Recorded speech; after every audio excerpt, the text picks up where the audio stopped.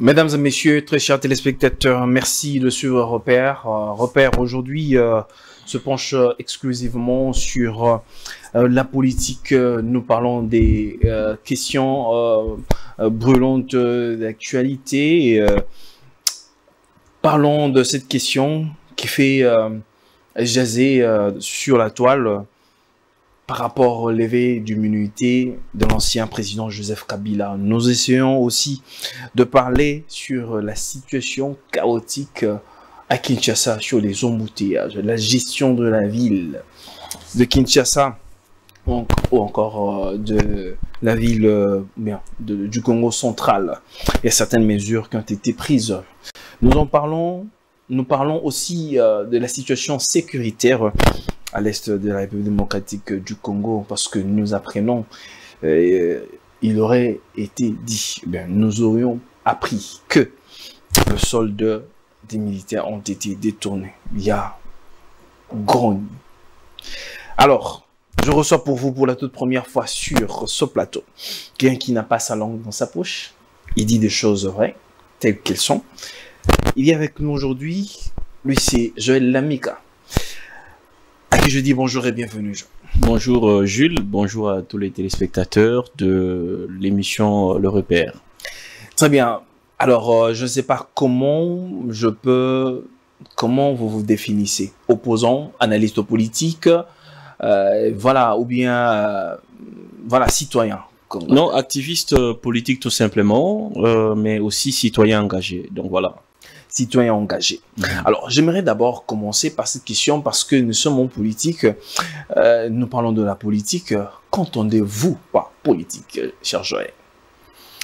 Bouf, très bonne question, en même temps complexe. Complexe d'autant plus que la politique dans notre pays est en réalité vue comme un espace où on vient tout simplement s'enrichir, alors que la politique, pour une définition la plus simple, je la définirais comme l'art de servir les autres.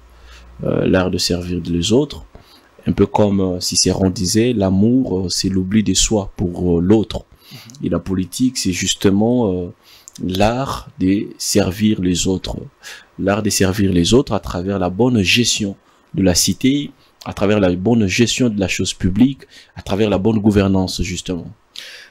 Eu égard à la définition que vous venez de donner, que normalement, la politique est l'art de servir. Estimez-vous que cette définition est appliquée en RDC?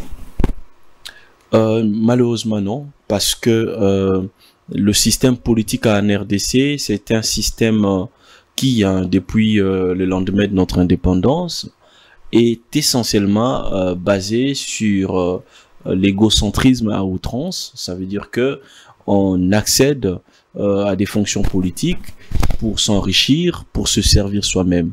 Depuis l'indépendance de notre pays, le Congo a toujours été une sorte d'éléphant abattu et dont les plus forts viennent pour prendre la quantité de la viande dont ils ont besoin.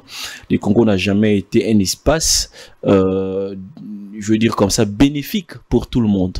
Voilà, même de par l'histoire de notre pays en 1885, lorsque les grandes puissances discutent sur la gestion de la RDC, du Congo, de cet espace qu'ils ont découvert et tout, c'est d'abord leurs intérêts économiques qui passaient avant tout. Le Congo a toujours été un espace d'intérêt économique des différentes forces et des différentes puissances.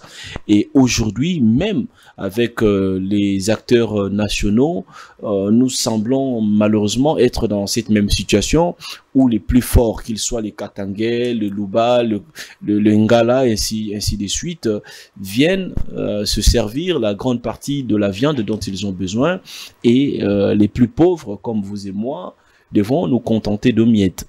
Donc malheureusement, cela, le système, c'est justement pour ça que nous, en tant que acteurs de la société civile, aujourd'hui, nous mettons en place le mouvement national des Congolais en colère, avec un seul objectif, de démolir le système post-colonial, ce système qui est un système de prédation totale, un système de domination des riches sur le pauvre.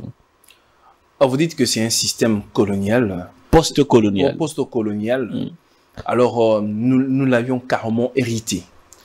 Nous ne l'avons pas vraiment hérité, mais nous l'avons comme ça construit au fur et à mesure, au lendemain de notre indépendance. Le Congo, comme je le dis tantôt, évidemment que dans son histoire, dans l'histoire de la création de notre État, le Congo a été créé comme un espace économique, n'est-ce pas, qui devrait servir les intérêts des différentes puissances. Parce que, figurez-vous, nous avons connu plus de 25 ans, non, 25 ans exactement de la colonie internationale. En 1888, le Congo n'était pas, n'est-ce pas, une colonie appartenant à une seule puissance. Bandundu, par exemple, était géré ou appartenait aux Portugais, ainsi de suite.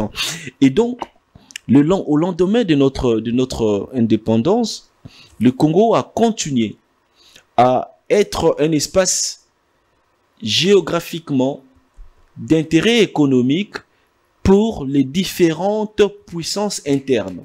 Les puissances internes aujourd'hui se sont organisées à des formations politiques, n'est-ce pas? Vous avez d'un côté l'UDPS, vous avez de l'autre côté la MOUCA, l'UNC, ainsi de suite. Et donc, ils ont créé un système, un écosystème qui fait en sorte que les différentes puissances internes se retrouvent, même lorsque vous êtes dans l'opposition. Du moment où vous représentez dorénavant une puissance, eh ben, vous vous retrouvez dans cet écosystème de la mangeoire politique. Très bien. Mais comment arriver à sortir de ce système? Parce que nous sommes comme pris comme un insecte qui est pris par l'étoile d'araignée. On dirait, ça s'apparente comme si il n'y a pas d'issue. Y a-t-il une voie de sortie de ce système? Écoutez, il y en a plusieurs. La première, c'est celle que nous défendons partout, dans tous les médias. C'est la prise de conscience collective. Les Congolais doivent prendre conscience que nous sommes sous la prédation du diable. Et le diable aujourd'hui, c'est l'homme politique congolais. Il faudrait prier pour être délivré du mal. Le mal, encore et toujours, c'est l'homme politique congolais. Mais malheureusement, aujourd'hui, on a toujours taxé le diable, c'est la communauté internationale. Non, le diable, c'est d'abord nous. C'est d'abord nous, ce n'est pas la communauté internationale qui détourne les millions de dollars ici dans les caisses de l'État. Ce sont nos compatriotes, ce sont nos frères, ce sont nos sœurs. Et donc, c'est pourquoi nous prenons d'ailleurs une véritable révolution pacifique. N'est-ce pas? Nous ne prenons pas la guerre, nous ne prenons pas la rébellion, mais nous voulons renverser le système politique qui a été mis en place depuis les années 65. Et donc, il est très important que les Congolais prennent conscience. Faute de quoi? Nous allons continuer à nous plaindre ici et là. La situation ne changera pas, crois-moi. Dans ce même système politique, vous enlevez Tshisekedi Félix, vous y placez Martin Fayulu, il y aura pas un changement substantiel. Il y aura un changement épidermique, mais dans le fond, rien ne changera. Tout simplement parce que Fayulu sera contraint. Il sera contraint de travailler avec les mêmes personnes que nous dénonçons tous les jours. Il sera contraint de faire alliance, comme l'a fait Félix, avec toutes les autres forces obscurantistes. Et donc, il est important justement de mettre tous ces gens, Fayulu, Tshisekedi, Kabila, Nanga, hors d'état de nuire, parce que ce n'est que cette petite classe de gens, d'élite, piètre élite, qui représente, d'après nous, les véritables dangers pour notre société. Mais ce langage est intéressant. Pourquoi? Parce que c'est une offre politique que UDPS a combattue depuis des années, qui est venue avec cette offre. Elle disait toujours que quand nous serons au pouvoir, voilà, nous allons changer ça.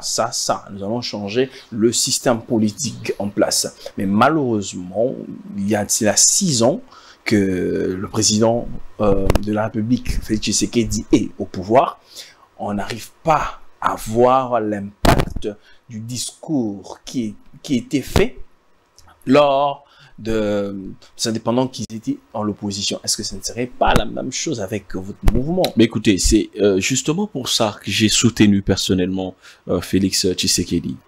Parce que j'ai cru en lui. J'ai cru, pas surtout en lui, mais surtout au combat qui a été mené par son parti politique, par son père également.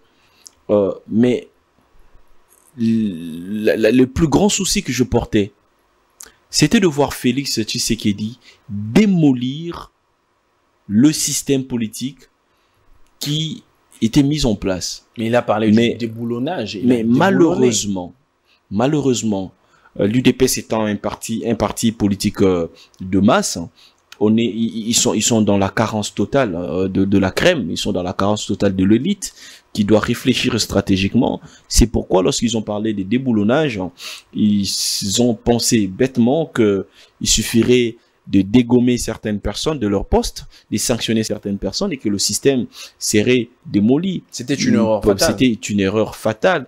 Aujourd'hui, il faudrait avoir des actions courageuses. Il faudrait avoir une démarche politique courageuse. Quelles sont ces démarches? Ce n'est pas parce que ces démarches. J'en arrive. Aujourd'hui, démolir ce système, c'est lutter sérieusement contre l'impunité. Mais aujourd'hui, regardez ce qui se passe. C'est que nous vivons sous Tshisekedi, c'est même pire, c'est qu'on a vécu sous son prédécesseur. N'est-ce pas? Sous Félix, il n'y a jamais détournement de 10 000 $, de 100 000 $. On ne détourne que des millions. On ne détourne que des millions. Et ça veut dire qu'aujourd'hui, le régime belgo-congolais qui est à la tête de notre pays est venu s'installer confortablement dans un système qu'ils avaient dénoncé. Ils ont dénoncé un système, ils arrivent au pouvoir, ils s'installent confortablement dans ce système. Tout simplement parce que, comme je le dis, l'UDPS étant un parti de masse, n'a pas préparé ses militants à gérer le pays demain. Les gens avaient un discours, mais n'avaient pas une stratégie, une pensée politique derrière, afin de mettre en place la politique qu'ils portaient, afin de rendre action les idées qu'ils avaient en tête. Malheureusement. Malheureusement. Oui. Malheureusement. Rien ne va. Joël Lamika. Il y a Grogny à Kinshasa. Tout le monde se plaint aujourd'hui. C'est difficile de circuler à Kinshasa. Il y a une décision qui vient d'être prise pour Kinshasa et le Congo central. Parce que aujourd'hui, quand il faut sortir avec un véhicule, il faut se rassurer, vous avez la plaque impair ou bien pair. Vous regardez par rapport à ça. Quelle est votre réaction? Et la décision, elle est bonne. Elle va dans le sens d'aider le petit peuple pour qu'il y ait une bonne circulation. Quelle est votre analyse? Allez, d'abord, la décision n'a pas encore été promulguée, rendue publique, elle n'est pas encore officielle. Ce que nous avons, c'est les bouts de papier, les bouts d'information qui ressemblent à la désinformation totale. Mais il y a une lettre circulaire du gouverneur. Non, il y a une réaction de l'hôtel de ville de Kinshasa pour éclairer que l'information n'est pas encore officielle, mais qu'il serait en train d'étudier la question. Donc, je ne peux pas, pour l'instant, commenter sur quelque chose qui n'est pas officiel. Mais un seul commentaire, quand on arrête déjà les gens, c'est-à-dire que... Pas encore, parce que moi, je suis sorti hier, je suis sorti aujourd'hui et je sortirai demain. Moi, hier, j'ai assisté. Comment est-ce qu'on a arrêté hier, c'était, voilà, le lundi, où on a arrêté des gens, c'est-à-dire ceux qui n'avaient pas de plaques. Alors, c'est un problème. On a un problème, justement, de la mésinformation et de la surinformation dans notre pays. Les gens sont surinformés. Les gens ne consomment presque pas les informations de qualité. Et donc, moi, s'il faudrait émettre un avis, je le mettrais au conditionnel. Si une telle bête et irréfléchie décision serait mise en place, ça ne fera que renforcer notre argumentaire que la ville de Kinshasa est abandonnée aux mains d'un groupe d'incompétents qui s'amusent comme ça avec la vie des paisibles citoyens. Les solutions aujourd'hui, à court terme, c'est d'abord restaurer l'autorité de l'État. L'État congolais n'est pas respecté. Personne ne respecte le code de la route dans la ville de Kinshasa. On sent notre égocentrisme en général, n'est-ce pas? Personne ne veut prioriser l'autre. Il faut donc imposer l'ordre et restaurer l'autorité de l'État. Et à long terme, on ne peut pas espérer que dans une ville de plus de 17 millions d'habitants, les gens pourront avoir une circulation fluide sans pour autant avoir d'autres voies de transport. Chez Félix en Belgique, avec approximativement 1 258 000 habitants, Bruxelles a plus de 4 voies de transport. Plus de 4 voies de transport, la voie ferroviaire, la voie fluviale, la voie routière. Aujourd'hui, Kinshasa, il nous faut des voies ferroviaires modernes. Il nous faut des voies de métro. Cela n'est pas impossible du moment Qu'est-ce qui où... manque? C'est un problème de moyens? C'est un problème de la volonté politique. Parce que, n'oubliez pas, au Congo, les institutions en général consomment en elles-mêmes plus de 60% de recettes de la République. Ok, 60%. Et donc, 60%. Et les 40% qui restent, justement, c'est pour quelques projets de développement. Et les politiciens congolais, véreux qu'ils sont, égocentriques qu'ils sont, ils viennent même voler encore dans les 40% qui restent. Vous voyez? C'est cela la réalité. Et donc, il est important que nous puissions songer à long terme et à moyen terme. À moyen terme, il faut commencer par instaurer la chicotte s'il est faut. Il faut sanctionner les chauffeurs qui respectent pas les codes de la route. Il faut sanctionner les personnes qui stationnent mal. Il faut sanctionner le mama qui crée le marché partout dans nos rues. Partout, il y a le marché. Il faut surtout sanctionner les Wewa qui aujourd'hui représentent quasiment un véritable danger dans notre société puisqu'ils ne respectent pas la loi, ils respectent personne, ils n'ont peur des personnes. Ils peuvent s'ingérer même dans le cortège du chef de l'État, tout comme ils peuvent prendre depuis plus de 2 ans maintenant en otage un carrefour comme magasin. Il y a nulle part où tu peux garer aujourd'hui. La station Total, en plein rond-point magasin, est prise en otage, est envahie par le Wewa. Mais du moment où il représente un électorat pour le pouvoir en place, qui ose... Ils sont des intouchables. Qui ose prendre une mesure contre personne? On le laisse faire. La ville aujourd'hui... Nicolas Kazadi avait pris une certaine décision drastique. Vous parlez de Nicolas Kazadi, qui était ministre de l'Intérieur. Non, Nicolas, Peter Kazadi, oui. Peter Kazadi, permettez, Peter Kazadi, qui avait pris certaines décisions dures, que les OA ne pouvaient pas entrer à Gombe et dans les grandes artères, ainsi de suite, comme là, un magasin. Autrefois, on pouvait circuler aisément. Écoutez, au Congo, comme je le dis, il y a l'absence totale de l'État. Vous savez, au bout d'un moment, moi, je suis même fatigué de venir à des émissions parce qu'on a l'impression de parler et que on n'est pas écouté, on n'est pas entendu. Tout simplement parce que les groupes de gens, vous avez à la tête de la ville de Kinshasa un dormeur qui est conscient, un dormeur qui est conscient qu'un sous-pouvoir n'est pas tenu par nous, le peuple. Il est là par la volonté d'une toute puissante maman qui a décidé qu'elle soit là. C'est qui cette maman? À vous de deviner. Et donc, Bumba est là, pas parce que vous et moi le voulons, pas parce que les élus l'ont voulu. On connaît tous, nous savons tous comment se passent les élections ici. C'est la volonté d'un groupe de gens qui ont placé Bumba aujourd'hui à la tête de la ville de Kinshasa. Un dormeur, un incompétent. Et donc, à chaque fois que nous dénonçons, ils s'en foutent de nous. À chaque fois que les gens, les mamans se plaignent, Bumba s'en fout de nous. C'est pourquoi je vous dis, mon cher ami, seule la révolution nous fera respecter. Nous devons un jour nous réveiller, plus de 200 000 personnes, envahir l'hôtel de Kinshasa, l'hôtel de ville de Kinshasa, envahir le boulevard du 30 juin et dire, niet, nous ne voulons plus voir Daniel Bumba à la tête de cette ville. Eh bien, croyez-moi, il partira. Même la Sainte Vierge Marie ne pourra rien faire pour elle. En quelque sorte, l'UDPS s'est caractérisé par l'incompétence. Il préfère plutôt mettre des incompétents que... Non, il ne préfère pas. Il ne préfère pas mettre les incompétents.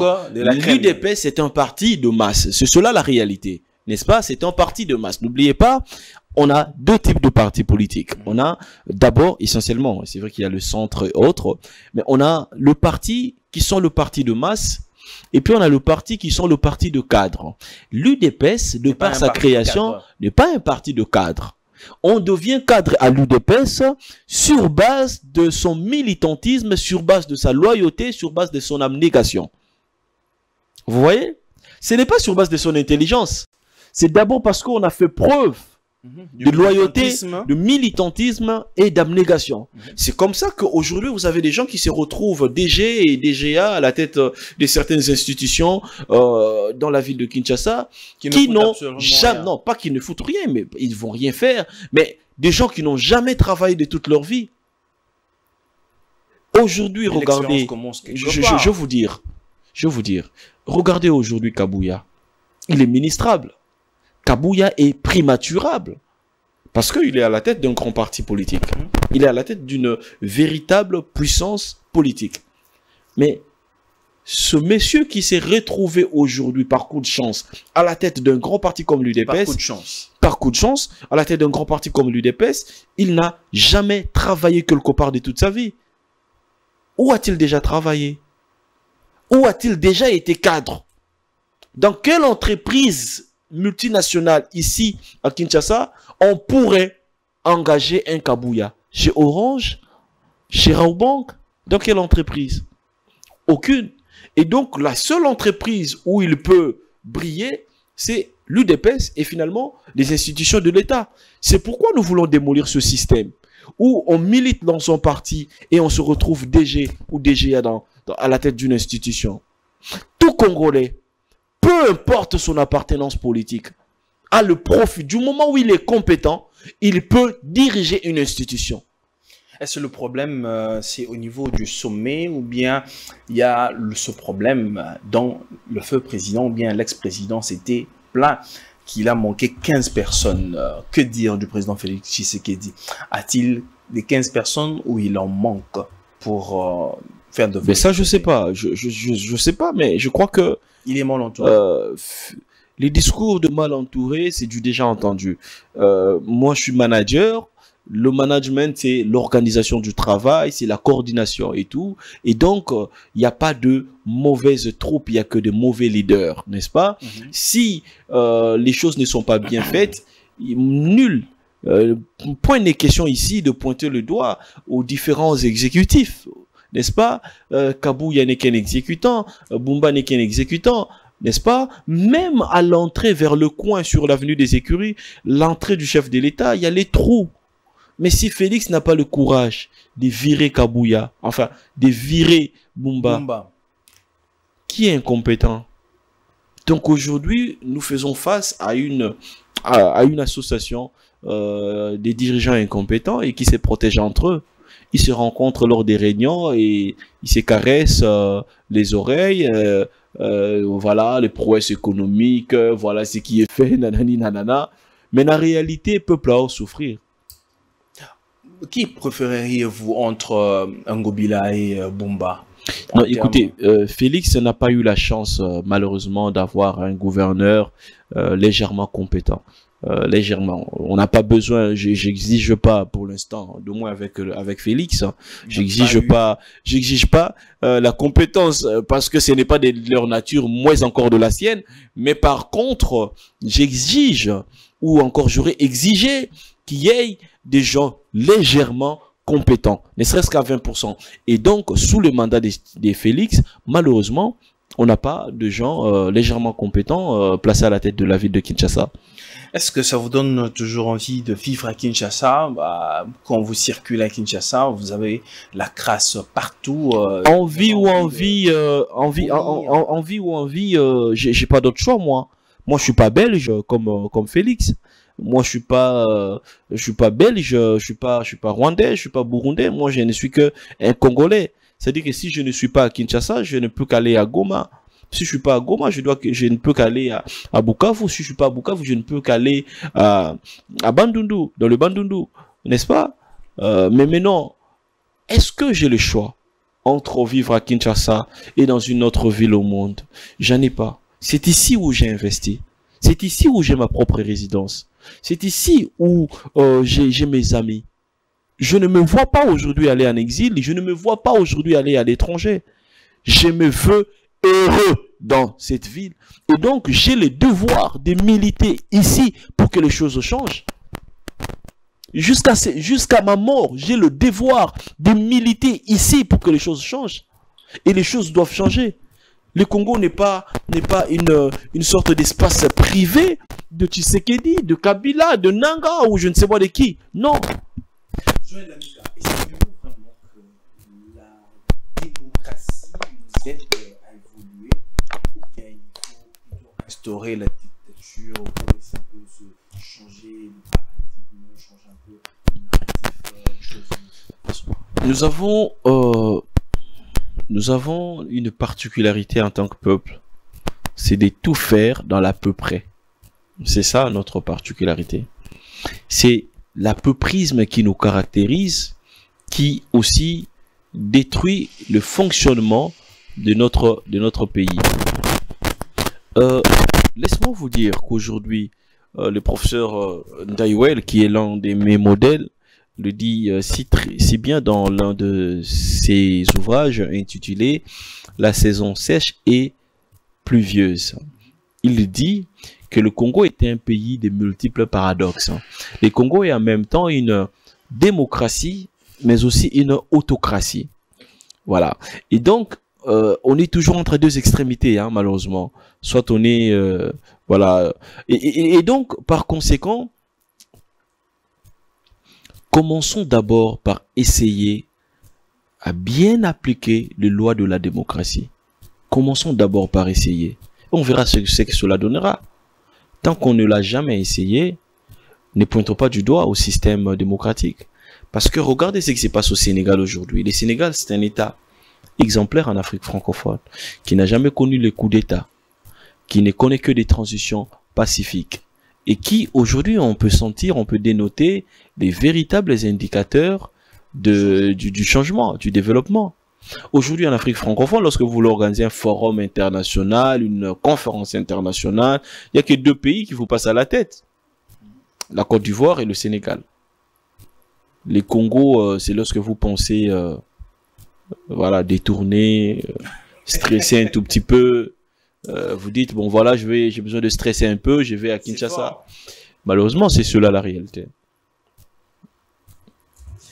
Joël Lamika, changeons un peu de chapitre parce qu'on doit essayer un peu de voir les choses d'une certaine façon.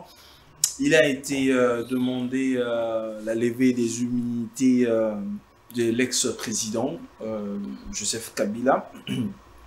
Et il y a eu une lettre qui lui a été adressée pour sa comparution ou bien voilà, le président de la RDC. Peut-il être voilà, être soumis à une audition, qu'on enlève ses immunités, et voilà, être jugé. Écoutez, judiciaire. Je veux vous dire ce que je pense.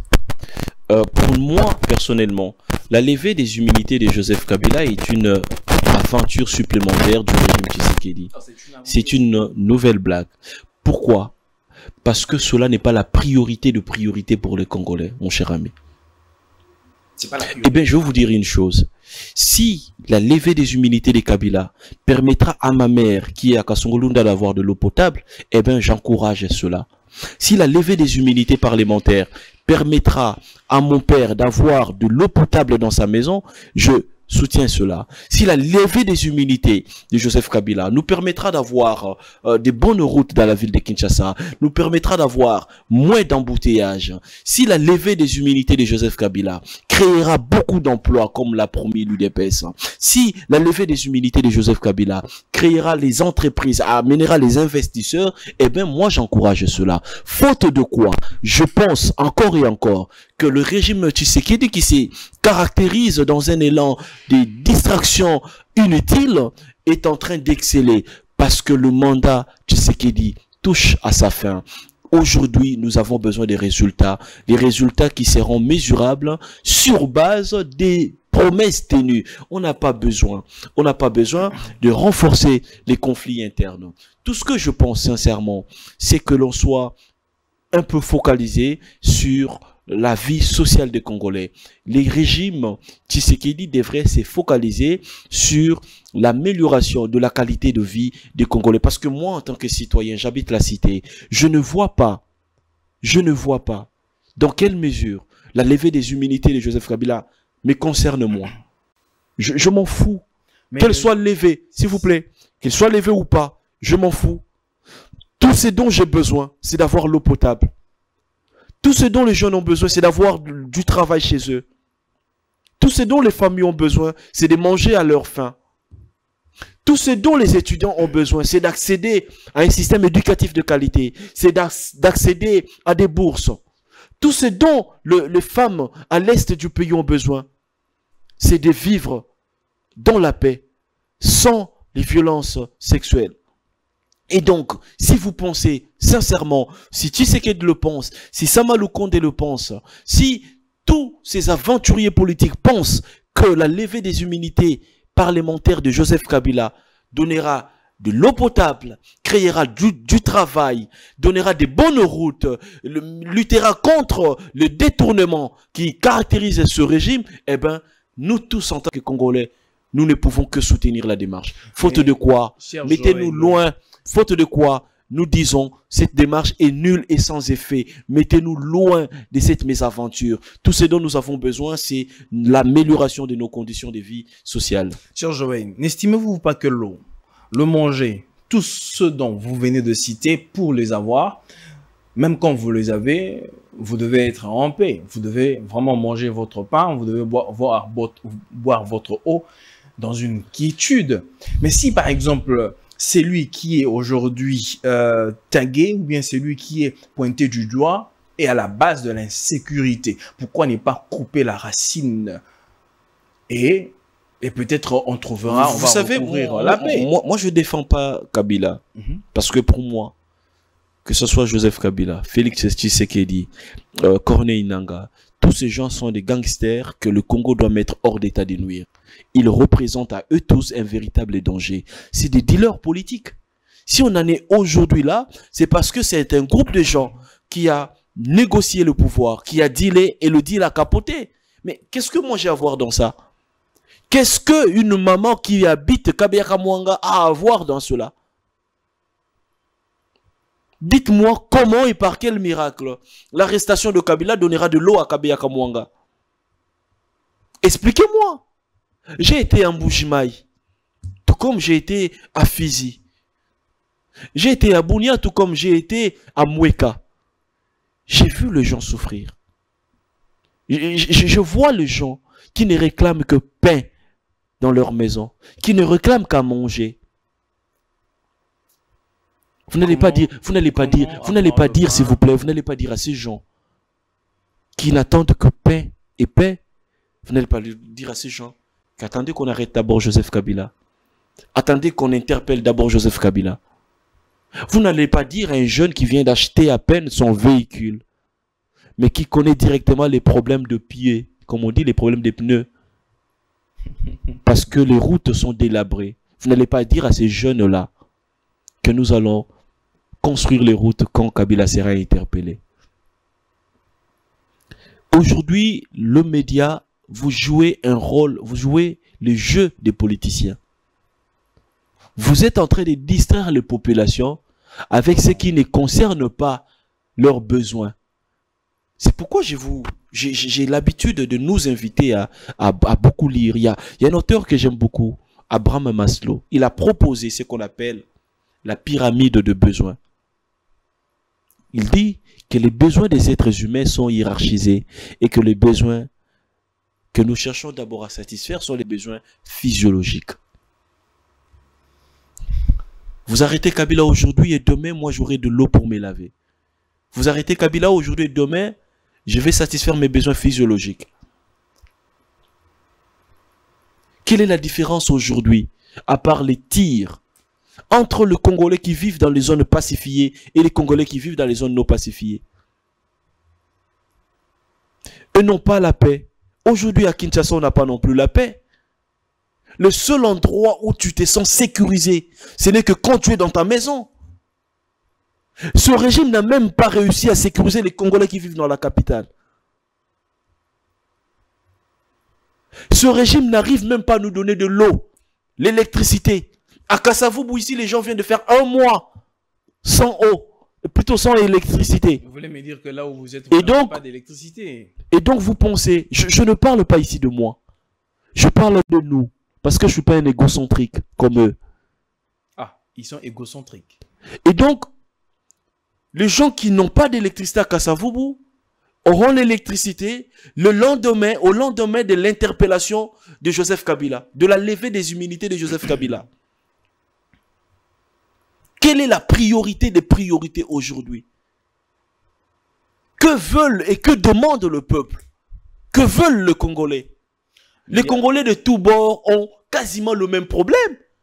Ceux qui sont à Goma et à Bukavu ne mangent pas à leur faim comme tous ceux qui sont à Bandundu et dans la ville de Kinshasa. Même là où il y a la paix, il n'y a pas d'emploi. Même là où il y a la paix, il n'y a pas d'électricité. Même là où il y a la paix, il n'y a pas d'eau potable. Qu'est-ce qui peut nous garantir aujourd'hui que ce régime de Tshilé-Djelou, qui s'est distingué dans les détournements à outrance, va devoir desservir les Congolais de l'eau potable lorsque Kabila sera arrêté? Cela est un faux débat. Le Congolais, les discours de Félix, on s'en fout. Dans une situation macabre. Écoutez, mais qu'est-ce qu'il a fait? Quels sont les indicateurs? Secteur par secteur. Mais allons-y, allons-y, construire le pays. Allons-y, mon cher ami. Dans les secteurs hydrauliques, qu'est-ce qui a été fait en 6 ans? Dans les secteurs routiers, qu'est-ce qui a été fait? Combien de routes ont été construites? Ne me parlez pas des routes qui ont été réhabilitées. Combien de routes ont été construites? Moi, j'habite la cité. Tu sais ce que ça fait d'habiter la cité. Vous qui mangez avec eux, vous habitez les centres-villes et vous pensez que la vie, c'est ce qui se passe dans la République de la Gombe. Bumba peut réhabiliter 4 avenues dans votre République et vous allez croire que justement, à Kingasani, on a du coup les avenues asphaltées. Mais toutes les routes étaient détruites. On peut pas aller, c'est-à-dire du but en blanc. Mon cher ami, le deuxième mandat de Félix touche à sa fin. Il ne laissera pas. François Roubota qui demande de sursoir le comptage des années du président de la République. Ça, c'est un autre débat d'un autre aventurier politique. Je n'entre pas dans ça. C'est un aventurier politique. Tout ce que l'histoire retiendra de Félix, c'est que cet homme est un véritable accident d'histoire. Ah, il ne faut pas dire ça quand même, cher Joël. Un accident de l'histoire. Un véritable accident d'histoire. Parce que, laissez-moi vous dire, Félix ne serait pas président s'il était Félix Mbiyé. S'il était Félix Lamika, il ne serait pas président de la République. C'est parce qu'il est le fils d'Étienne Tshisekedi. D'abord, il est le fils d'un opposant radical. Il a joui du nom de son père pour bâtir sa popularité. Félix a déjà fait quoi? Si Kabila a été président de la République, c'est parce qu'il était d'abord le fils de son père. S'il était Kabila Lamika, plutôt Joseph Lamika, il ne serait pas président de la République. Ce pays, c'est un pays des chansards, un pays des arrivistes. Du jour au lendemain, ces 2 mecs, des fils des gens qui n'ont jamais connu la souffrance de toute leur vie. De toute leur vie. Il y a chaleur, il y a dessin et c'est Félix ne connaît pas la souffrance. Même ces vieilles photos que les gens sortent, je me dis toujours, est-ce que les gens se rendent compte que ce type était l'enfant d'un ancien premier ministre? Son père était combien de fois ministre dans ce pays? Félix ne connaît pas la galère comme vous et moi. Et aujourd'hui, ils veulent créer leur petite querelle et distraire les populations. Ah, vous appelez ça querelle? Des populations qui, depuis plus de 35 ans maintenant, ne vivent que dans la souffrance. La souffrance que eux ne connaissent pas. Et c'est pas une souffrance qui a été caractérisée, créée par ce régime. C'est une souffrance retrouvée. Si nous ne faisons pas attention avec ce genre, Tokufa, même dans les zones pacifiées, Tokufa, nous n'allons pas mourir de armes, mais nous allons mourir de la souffrance qu'ils vont nous infliger. Mais il faut quoi? Il faut faire la pression? Il faut faire la pression sur eux? Il faut faire la révolution. Il faut faire la révolution. Martin Fayulu est là. Hein. Il voulait faire la révolution, mais il n'a pas pu. Il faut faire la révolution. Il s'est essoufflé. Ces gens, il faut les chasser. Mais les chasser comment? Fayoulou fait partie du système. Je ne veux pas entrer dans ce débat. Le système, il est complexe. Je vais expliquer ça pour une autre émission, mais j'en parle dans un livre sur lequel je travaille, intitulé Mon combat. J'aborde cette question du système. Le système, un peu comme l'a dit l'un des auteurs que j'aime beaucoup dans un ouvrage sur la cybernétique. Dans la cybernétique, un système est fait pour s'autoréguler. Et l'autorégulation d'un système, c'est aussi, surtout dans le cas de notre pays, c'est aussi d'avoir des gens dans l'opposition comme étant une alternative du pouvoir. L'opposition a toujours été une alternative du pouvoir dans le cas d'un pays comme le nôtre. Et nous, on ne veut pas être une alternative de ces gens. Nous, on veut mener la révolution pacifique, j'insiste, pour que ces gens soient mis hors d'état de nuire. Ils représentent un danger. Regarde-toi aujourd'hui. As-tu déjà connu de toute ta vie un salaire décent? Demande tous les autres jeunes. Qui parmi nous, plus de 60%, a déjà connu un salaire décent, ne serait-ce que de 1500? Pas du tout. Malgré ma feste là, nous sommes en train de vivoter. Mais quand est-ce que nous allons vivre, mon cher ami? Ça fait partie toujours du système? Ça fait partie du système. Parce que là où a grandi Félix, avec diplôme ou sans diplôme, tu as les pôles emploi qui facilitent le jeune d'accéder dans les marchés de l'emploi. Il le sait. Qu'est-ce qu'il a fait ici pour faciliter l'accès des jeunes dans les marchés de l'emploi? Aujourd'hui, peu importe l'institution pour que tu entres, tu dois avoir une recommandation. Tu dois connaître quelqu'un qui connaît quelqu'un quelque part. Faute de quoi? Si tu n'es pas héritier comme eux, si tu n'as pas de relation comme eux, si tu n'as pas un père comme eux, tu es déjà mal barré. En réalité, nous qui sommes nés dans des familles pauvres dans ce pays, nous avons déjà été condamnés à échouer. Donc, disons que nous avons été condamnés un problème d'homme. Nous avons été condamnés à la misère. Il y a un problème d'homme. C'est la grâce qui fait que nous soyons encore là. Pour la souffrance, moi je vendais les pétroles, j'avais moins de 15 ans. Et je peux parier qu'aujourd'hui, il y a plusieurs enfants qui se retrouvent en train de travailler pour manger. Voilà. Alors je disais que les RDC a un problème d'homme. Oui, c'est vrai, on a un sérieux problème d'homme, oui. Ouais. Pour y arriver, il faudrait changer et le système et les acteurs qui sont aujourd'hui. Les acteurs font partie du système. Il faut changer complètement le système et ses acteurs, mais surtout il faut aussi reconstruire, rebâtir, refonder l'État. Et après, il faut aussi construire l'homme congolais qui correspondra aux enjeux. Aujourd'hui, nous sommes tous des négligents qui ne comprenons pas les enjeux. On pense que lorsqu'on va négocier avec les États-Unis, on aura une paix durable et tout consort. Parlons-en un peu ce contrat ou contrat minier avec les États-Unis. Est-ce la RDC peut aujourd'hui dormir sur ses oreillers ou bien son oreiller et dire qu'il y aura une paix durable qui sera désormais en RDC après avoir signé avec les États-Unis? Je reste sceptique. Je reste sceptique parce que aucune paix durable ne pourra naître des négociations comme celle-là. La paix durable ne naîtra que de la refondation de notre État avec une armée dissuasive, avec des institutions fortes, avec des hommes, un peuple conscient. Il n'y a que ça. Parce que en face de nous, vous avez un adversaire sérieux. Le Rwanda est un État sérieux. Aujourd'hui, j'ai vu les photos comme quoi le Rwanda serait dans la fabrication des armes déjà. Pendant ce temps, nous, on est dans la levée des humilités de Joseph Kabila. On est dans deux mondes différents. On est dans deux types de distractions différentes. Et leur distraction, c'est construire pour nous menacer demain. Nous, notre distraction, c'est d'abord nous quereller au niveau interne. Les jeux de pouvoir.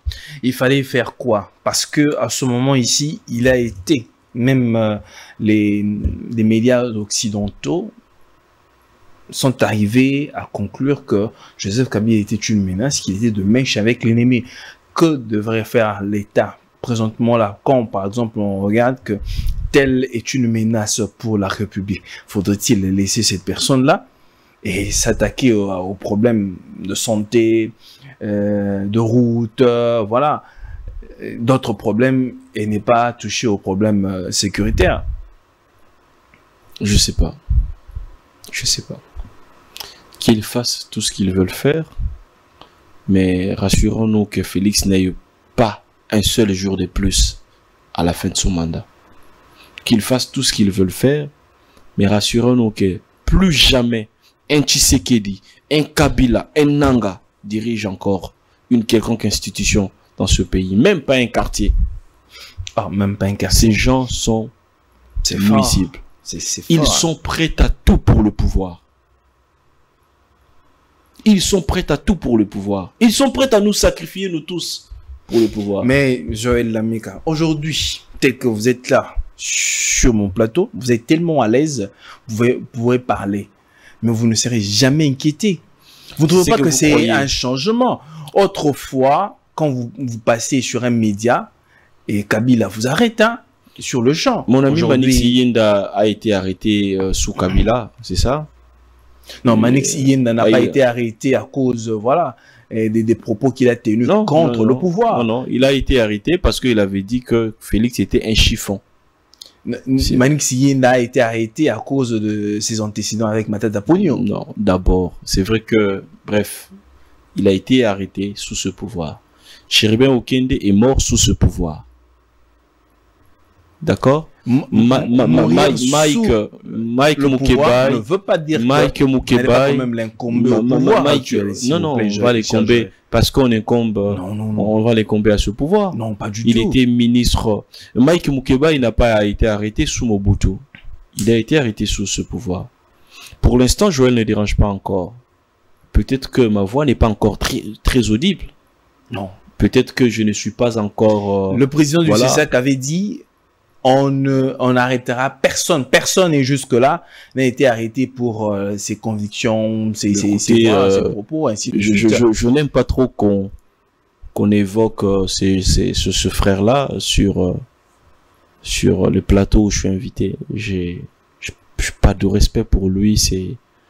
C'est un flatteur. C'est un jeune. Moi, toutes les personnes sur qui j'ai cru aujourd'hui m'énervent beaucoup.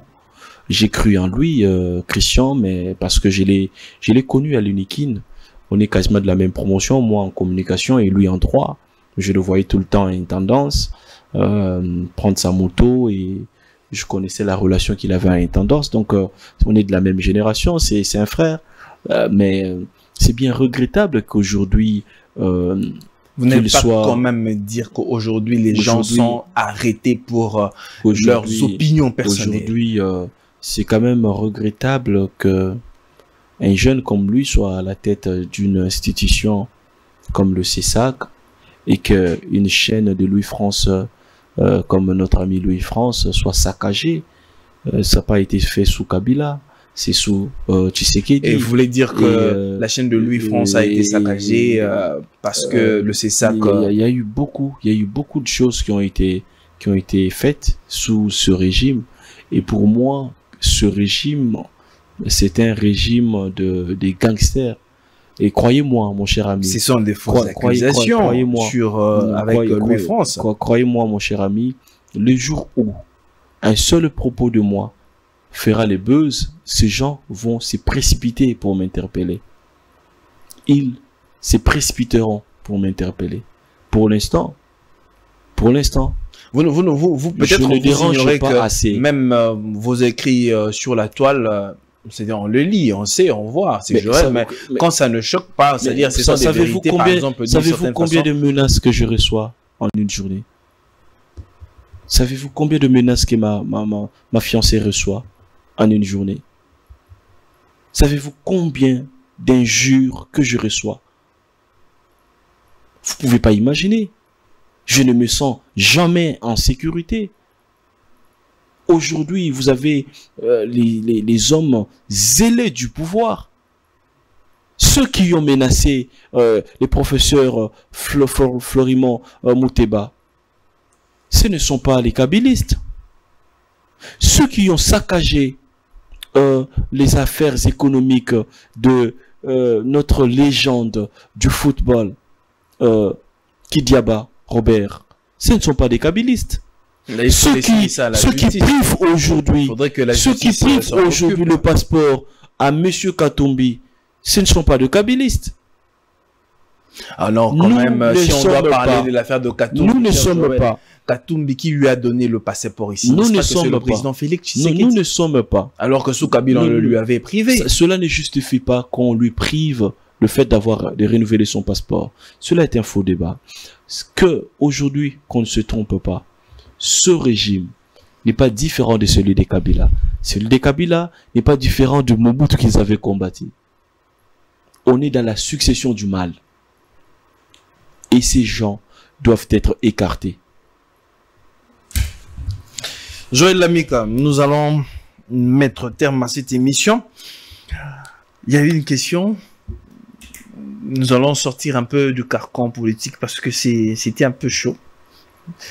Vous êtes aussi dans la culture. J'aimerais ouvrir une petite fenêtre et réfléchir un peu là-dessus et puis la fermer et chuter par là. Il y a tollé en ce qui concerne cette affaire, les propos qui ont été tenus par Jean-Marie Kassamba sur l'affaire Légende.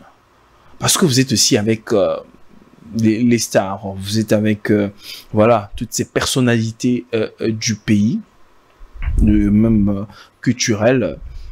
J'aimerais que vous puissiez un peu analyser sur les propos et qui est une légende. Parce que selon Jean-Marie Kassamba, Fally Ipupa n'est pas une légende. Comment voyez-vous cet aspect? Écoutez, j'ai suivi Jean-Marie Kassamba et j'ai vraiment pas compris sa définition. Il s'est beaucoup éparpillé dans des mots qui ne valaient même pas, qui n'avaient même pas de place. Fally Ipupa est une véritable légende parce que aujourd'hui, Fally, c'est les premiers Congolais à réunir plus de 35 000 personnes dans une salle pour un concert à Paris. Le premier Congolais. Les premiers Congolais. Les premiers humains Congolais. le premier humain Congolais. Et je sais pas s'il y a pas... Les Papa Ouma n'ont jamais fait ça. Papa Ouma ne l'a pas fait. J'ai beaucoup de respect. Kofi Olomide non plus. Non, ils ont joué à des Zénith, Olympia. Ils ont joué à des salles pour 2000, 4000, 5000 personnes et tout consort. Ils ont fait leur temps. Les challenges que relève Fally aujourd'hui n'est pas à banaliser. Même Kofi ne l'a pas fait. Non, je dis encore et encore. Écoutez, il y a eu un moment où la musique africaine, elle était dominée par le Congo. Aujourd'hui, la musique africaine est d'abord dominée par le Nigeria. Mais dans l'Afrique francophone, la personne qui porte le fardeau, la personne qui porte le flambeau de la musique africaine, je parle bien de la partie francophone, aujourd'hui, c'est Fally Ipupa. Fally Ipupa, c'est une véritable légende parce que quand il part au Cameroun et qu'il joue dans un stade de martyrs, il ne joue pas devant Joël, il ne joue pas devant un groupe de Congolais. Il joue devant les Camerounais. Quel est l'artiste congolais qui a pu réunir plus de 35 000 personnes dans une salle occidentale? Il n'y a pas un artiste. N'est-il pas une légende, ce frère? Alors, par définition, qui est une légende? Moi, je ne veux même pas aller dans les débats définitionnel. Je ne veux pas.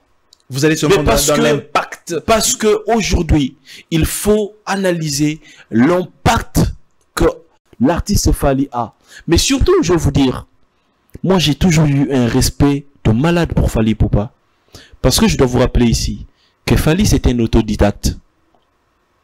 Un autodidacte qui s'est forgé une place, qui s'est formé, et aujourd'hui, il peut nous représenter partout dans le monde valablement. Il peut couramment parler le français, et il peut facilement se débrouiller en anglais. Ce mec mérite notre respect. De façon unanime, nous devons le respecter. Est-ce que ce sont les deux éléments qui feraient de Fally Ipupa? J'ai cité beaucoup de choses. Je vous ai dit que Fally Ipupa fait un stade au Cameroun. Fally Ipupa fait un stade en Côte d'Ivoire. Fally Ipupa arrive en Zambie. Il ne joue pas devant ses frères Ngala ou du Bandundu. Ce que fait Fally aujourd'hui, si ils ne l'ont pas fait, il y a pas de moi qui a joué déjà au Japon. Qui a rempli de salles. Les salles de combien de personnes, mon cher ami? Fally Ipupa déjà mon cher ami. A joué en Asie. Mon cher ami, les salles de combien de personnes? Moi, j'ai beaucoup de respect pour Papa Wemba et donc je ne veux pas plonger dans les débats de fixation sur les individus. Moi, je te parle aujourd'hui de l'impact de Fally Ipupa. Fally Ipupa est une véritable légende que nous devons respecter. Pourquoi? Parce que, aujourd'hui, avec sa rumba urbaine, Fally Ipupa réussit à bercer le cœur de nombreux Africains et de nombreux humains sur la planète Terre. Parce que aujourd'hui, Fally Ipupa, c'est le premier humain congolais qui a fait une salle de plus de 35 000 places. Fally Ipupa a assisté à des conférences avec les chefs de l'État, avec plusieurs chefs d'État. Fally Ipupa. Fally Ipupa aujourd'hui n'est pas qu'un artiste. C'est l'ambassadeur de l'UNICEF. Fally Ipupa aujourd'hui c'est l'ambassadeur de plusieurs marques. Ce n'est pas qu'un artiste, c'est une véritable légende. C'est au-delà même d'être une légende. On peut l'aimer ou pas. On peut être fan de lui ou pas. Mais il faut reconnaître que c'est un homme qui a changé la donne dans la musique congolaise aujourd'hui. C'est lui qui a porté le flambeau de la musique congolaise. Quand Fally Ipupa arrive, parce que parfois on a l'impression que, même vous, le journaliste, vous oubliez très facilement l'histoire. Quand Fally Ipupa arrive, il se distingue dans la multiplicité des featuring. Les gens les jugent. Les jeunes de sa génération les jugent. Fally Ipupa aujourd'hui, c'est l'un des artistes les plus suivis sur Internet. C'est l'un des artistes les plus sollicités en termes de featuring. Fally Ipupa aujourd'hui, c'est une marque, c'est un produit. C'est pourquoi d'ailleurs, quand on parle de Fally, on est mis en lumière. Qui parlait de Jean-Marie Kassamba il y a cela quelques mois? C'est-à-dire le fait de parler parlait de Jean-Marie Kassamba il y a cela quelques mois. Donc Fally Ipupa donner aujourd'hui le fait qu'il parle de Fally Ipupa, il refait surface sur l'actualité. J'ai vu les gens qui sont allés vers lui l'interviewer. Je salue Floride Zantoto qui est allé vers lui parce que c'est beau de parler de Fally Ipupa. Fally Ipupa mérite notre respect. N'attendons pas que les gens partent pour reconnaître qu'ils ont été des légendes. Reconnaissons Fally dès son vivant. Parce que ce n'est pas facile, mon frère, de connaître une carrière de plus de 20 ans, de succès, de gloire, où tu excelles. Tu fais de salles dans plusieurs pays. Les gens viennent. Ce n'est pas facile. Donc voilà. Ce n'est pas facile. Joël Lamika, nous avons fini. Un mot, peut-être une phrase aux téléspectateurs qui vous ont suivi sur Repère aujourd'hui. Contactez-moi à travers le numéro de notre camarade Jules Mbillet. Adhérez le mouvement national des Congolais en colère. Nous cherchons à mettre en place une structure de la société civile, un mouvement citoyen qui va sérieusement lutter contre la mauvaise gouvernance, contre la souffrance que nous vivons, mais surtout contre le système de prédation qui a été mis en place. Vous pouvez prendre mes coordonnées, adhérer dans le mouvement. Soutenez-nous financièrement si vous le pouvez, soutenez-nous spirituellement, mais venez ensemble, militants, pour mettre hors d'état de nuire Félix, Kabila, Nanga et tous ces politiciens véreux. Merci. Joël Lamika, en tout cas, merci de répondre à notre invitation et voilà, de passer sur Repère aujourd'hui. Merci. Mesdames et messieurs, c'est ici que nous mettons terme à cette émission. Les vérités doivent être dites. Je vais pour vous Lamika sur Repère. Il y a aussi une image dans la culture ainsi que sur la scène politique. La RDC doit être défendue par ses propres fils. Il faut extirper le mal. Et nous vivons tous dans une situation macabre. Que la paix soit avec vous et que Dieu bénisse la RDC. Au revoir.